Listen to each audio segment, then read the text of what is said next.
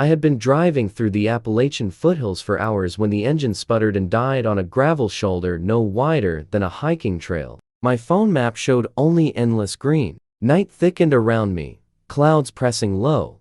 A faint yellow glow flickered between the trees uphill. Hoping for a house or gas station, I grabbed my backpack and followed a narrow footpath slick with fallen leaves. The air smelled of wet iron and pine sap. The glow belonged to a single lamp mounted on a crooked post beside rusted iron gates. Beyond them stretched a cemetery of leaning stones and toppled angels. The gate's hinges moaned as I pushed it. Fog pulled knee-deep, curling like smoke.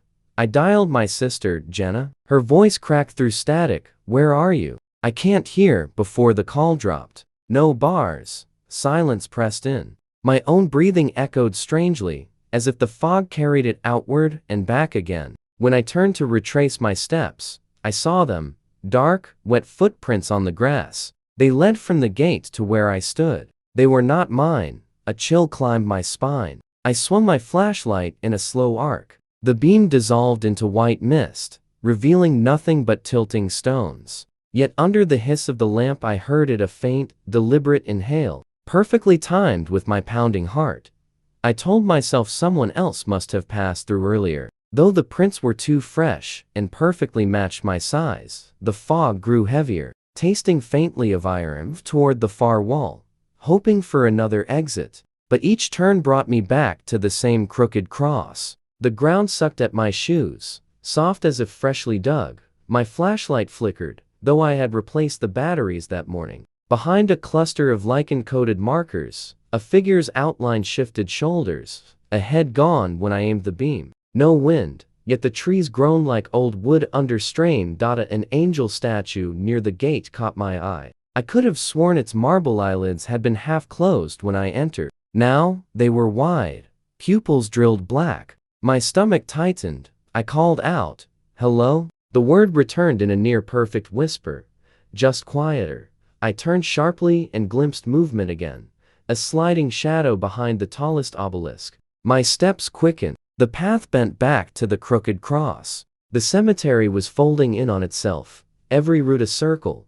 Somewhere behind me, a single shoe scraped stone. Through the fog, a warm glimmer appeared far to the left, a lantern's gentle sway. Relief surged. Someone else must be here. Hurried between rows, stones slick with moss. The scent of damp earth grew sharp, mixed with candle wax. My phone clock read 2:17 a.m. I checked again minutes later. Still 2:17. The lantern bobbed ahead, always just beyond reach. When I paused, so did it. When I moved, it resumed. As I passed each headstone, letters blurred into clarity long enough to register my last name, Harlan. Every single one. Date stretched from the 1800s to next year. The air pressed heavy, and a subtle warmth gathered at the back of my neck, like someone leaning close enough to breathe. I spun around, only rows of stones and a palling fog that seemed to watch me. Footsteps began to echo mine in perfect rhythm. Left, right, left, right. I whispered to steady myself, but even my own voice sounded borrowed. The lantern finally stopped near a gaping rectangle of soil. No coffin, just black earth breathing cool air. On the damp ground lay my wallet and phone. I had both in my pocket seconds ago. A granite marker loomed at the head of the pit. My full name, today's date. I stumbled back, pulse roaring. The lantern light snapped out, leaving me blind. Something cold and strong seized my wrist. Not a pull, just a grip like stone. I shouted, twisting free. Fog swallowed everything, and then silence. I was on the roadside again, leaning against my car door. First light washed the hills. My phone buzzed. One missed call from Jenna at 2:17 a.m. A new photo glowed on the lock screen. It showed me in the cemetery, standing beside an open grave. Eyes wide and shining like wet stone. I had driven the mountain route dozens of times for the courier company. But that evening, a rockslide forced me onto a one-lane detour. The asphalt turned to gravel, then to packed dirt. My GPS spun like a compass in a magnet storm. Sunset burned the ridge in copper before sinking fast. The van shuddered as if the mountain itself exhaled. When the trees opened, I faced a leaning sign. Letters faded to ghosts. Laurel Hollow Cemetery, Est. 1862. I eased forward, meaning to turn around, but the engine coughed and died. My phone showed 0 bars. Knock, knock, knock. The sound came from below, deep in the valley where the cemetery slouched beneath leaning pines. Each knock was steady, measured, like a patient hand against wood. I told myself someone was working late. I grabbed a flashlight and stepped into the chill, unaware that when I glanced back seconds later, the road had vanished into an unbroken wall of trees. The path slopped downward, soil spongy from rain. Moss covered the iron gate. Its hinges protested with the shriek that startled a crow from a cedar. Headstones tilted like drunks. Names dissolved into stone dust. Knock, knock, knock. It grew clearer, a carpenter's rhythm. I whispered, "Hello?" A breathy reply, "Hello." A spun light darting across cracked marble. "Empty." I spoke again, slower. The echo followed, a fraction behind, the cadence rang more like someone standing inches from my ear, imitating me. I quickened my pace, but every loop ended at the same small marker. Margaret Ellis, 1894-1901. The air thickened, wet clay and iron. My boots sank deeper with each step, soil sucking like a slow heartbeat. A pinprick of yellow shone through the trees. Relief surged and I half ran toward it. A cabin hunched in a clearing, porch boards sagging. Knock, knock, knock. The sound came from beneath the porch now, deliberate and close. I banged the door. No answer. The knob turned freely. Inside smelled of soil after rain, strong, metallic. Chairs sat in a ring, each coated in dust. The floor bulged upward in slow breaths. I peered through a side window. The cemetery stretched out, impossibly near, moonlight glinting on Margaret Ellis's stone. Under the porch, a trapdoor quivered with each knock. Then the whisper came clear and intimate, "Daniel Harlan." My name, perfectly spoken. The trapdoor yielded with a groan. A stair of packed earth spiraled downward. Lantern light flickered off wet stone walls. Coffins rested in crooked stacks, lids rotted. On a table lay a leather ledger. Names and dates filled every page, neat and final. The last line waited blank until I saw the wet black ink spelling my full name, today's date glistening.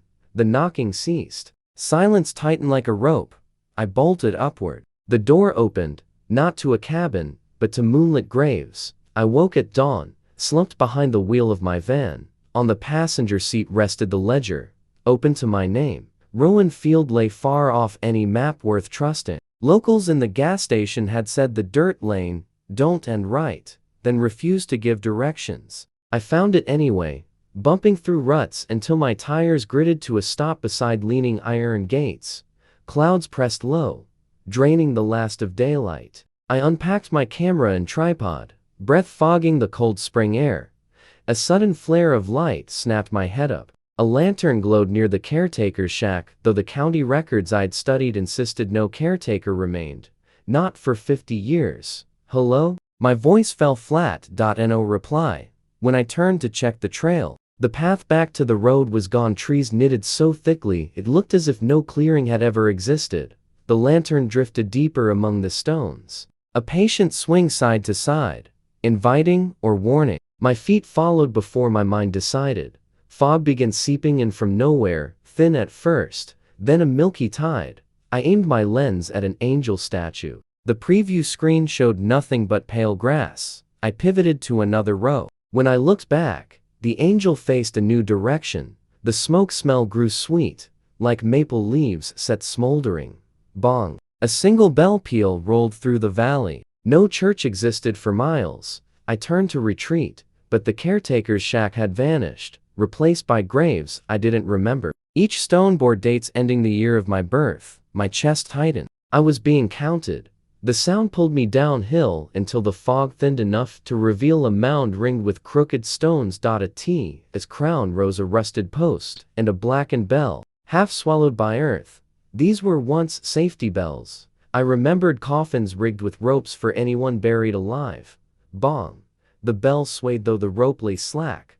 I crouched for a shot. The ground flexed, a slow ripple like breath. Leaves behind me crackled. Footsteps paced in a circle, deliberate, measured. Who's there? From beneath the soil, my own voice rumbled back. Who's there? Lower, hungrier. I ran until my lungs burned, but every trail ended where I began. The iron bell looming. My camera beeped. The screen showed my back live, someone filming me, though I held it myself. Bong. The mound cracked, releasing a breath of air cold as cellars, scented of smoke and stone. I squeezed my eyes shut. When I opened them, I lay fully clothed on my motel bed, camera on the nightstand, its card slot empty, a soft shuffle at the door, a newspaper slid beneath it. The headline read, "Caretaker returns to Rowan Field after 40 years. The photo showed me, lantern in hand, eyes black as the Appalachian night. The Appalachian night has a way of swallowing sound. 1 second the chirp of crickets filled the roadside. The next it cut off. Like a switch flipped. I'd been driving for hours, eyelids heavy, when the small wooden sign appeared, Widow's Rest Cemetery Est, 1858. I thought a short walk might wake me. A low fog clung to the holler floor, smelling of damp leaves and sour milk. My phone clock glowed 12:14 a.m. and stayed there each time I checked. A soft humming floated through the mist, wordless and oddly mechanical. When I turned back, my car had vanished. Only wet gravel glistened. I gripped the cemetery gate. The humming ceased as if cut by a knife. The gate rasped open, and I stepped into muffled stillness. Rows of stones jutted at odd angles, their inscriptions erased by a century of rain. Blank markers caught the weak beam of my flashlight. The humming had moved deeper, faint as memory. I followed, each step sinking into soft moss. My light faltered, sputtered. Fresh batteries that morning impossible. Shapes slid at the edges of vision, too tall for trees, too thin for people. The air reeked of iron. I snapped photos in panic, all black, until one displayed a pale figure standing directly behind me. Faceless, motionless, I spun. Empty fog. The fog parted to reveal a grove of black pines, their trunks like iron bars. From within rose a layered chant, low, resonant, almost beautiful. Between the roots opened a stone stairwell. Cold air rolled upward, damp and mineral. The hymn drew me downward. Candles flickered in niches, their flames bowing inward as though pulled toward me. The chamber's center. The voices ceased. Thump. One heartbeat, deep and slow, echoed through the stone. I felt it in my chest, though my own pulse raced. I bolted up the slick steps, lungs burning, but the cemetery no longer ended at the fence. Graves stretched outward without limit, pines repeating like mirrors. Every trail curved back to the stairwell. The gate had vanished. My phone buzzed once. A message, "Stay until the hymn begins again." No number. The chant swelled from nowhere, low and patient. Fog thickened until I couldn't see my own arms. I shut my eyes. When I opened them, I sat behind the wheel of my car, engine idling. Pale dawn lit the ridgeline. My phone still displayed 12:14 a.m. I killed the engine and listened. No cars, no wind, just the low tick of cooling metal. The cemetery gate hung crooked, chain broken, as if someone had forced their way in years ago. Beyond it, rows of crooked headstones leaned into the earth, their inscriptions eaten by moss. My boots crunched on gravel as I walked. The scent of iron like old blood grew stronger the farther I went. I raised my camera and snapped a test shot. The flash illuminated a swaying shape deeper in the trees, like a lantern swinging from a shepherd's hook. But there was no path, no caretaker, nothing that explained the light.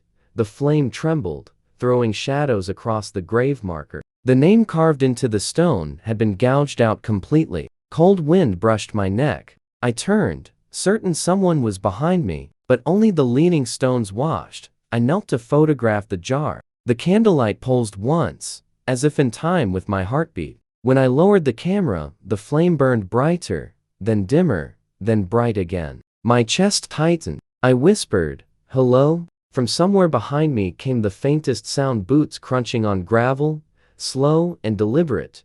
"Who's there?" My voice cracked. Silence, then a single word whispered so close to my ear, I felt the breath.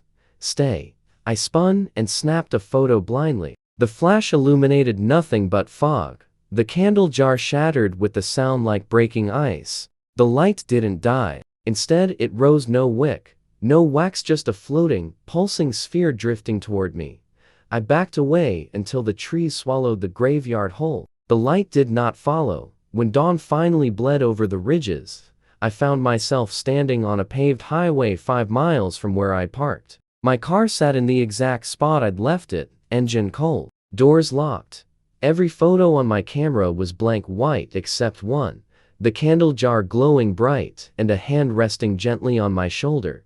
I never went back. But some nights, when the wind is still, I swear I smell iron and see a faint golden glow bobbing in the trees.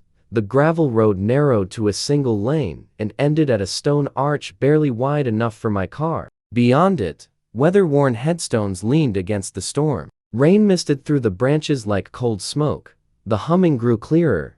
Layered voices, all in perfect harmony. No words, just a low hymn that vibrated in my chest. I should have turned back, but curiosity pulled me forward. The chapel smelled of damp limestone and rust. My own breathing sounded foreign, like someone else was in the dark with me. The humming swelled, then stopped. I whispered, "Hello?" A single drop of water fell from the ceiling, echoing like a bell. Then, from beneath the floor, the choir resumed lower now. Almost a growl, a cold draft swept through. Carrying the metallic tang of blood and damp cedar, I stumbled backward, hitting one of the glass lids. The figure inside blinked. The choir stopped. Total silence. Then, a whisper from all directions. "Sing with us." Days later, the humming hasn't stopped. It threads through the noise of the city, soft but steady. At night, I wake to find dirt on my sheets and the taste of damp stone in my mouth.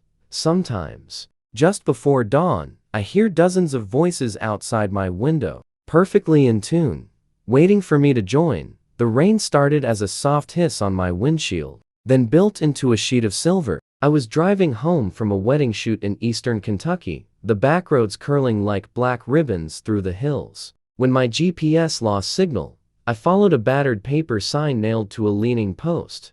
Blackbriar Hill Cemetery, 2 miles. I meant only to wait out the storm. Curiosity tugged harder when I lowered the window and heard faint music, low, wordless humming. The sound didn't fade with the rain. It rose and fell like breath. The road narrowed to gravel, slick and shining in my headlights. Branches arched overhead, scraping the roof with wet fingers. When the forest opened at last, I saw a stone arch framed by tangled briars. Beyond it lay crooked headstones, pale as teeth in the dusk. I cut the engine. Silence dropped, heavy except for the humming, which now felt closer, like dozens of unseen voices warming a hymn. The gate stood open. The rain slowed to a mist that smelled of moss and iron. I told myself I'd take a few photos, nothing more. But my chest tightened the moment I stepped onto the path.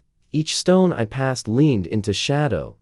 Names eroded to faint scratches. A crow startled from a branch, wings slicing the quiet. The music swelled, not louder exactly, but denser, as if the air itself vibrated. Ahead, a shape emerged, a small stone chapel, doorless, its arched entrance yawning black. A faint glow pulsed inside like the ember of a dying fire. My phone was dead, though I'd charged it that morning. Water beaded on my camera lens as I raised it, but the viewfinder showed only static gray.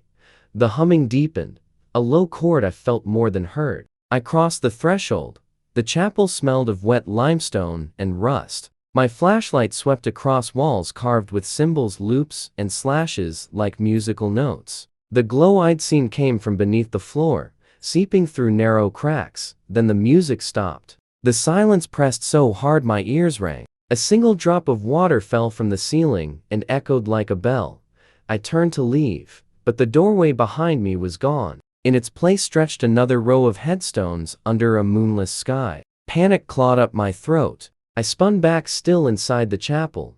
The humming returned, richer now, vibrating the soles of my boots. Dust sifted down as the stone floor trembled. Thin fractures spidered across the flagstones, glowing faintly as if lit from beneath. I knelt, touching one with my fingertips. Warm, a sudden crack split the chamber. The floor sagged and gave way. I fell through darkness that smelled of soil and cold metal.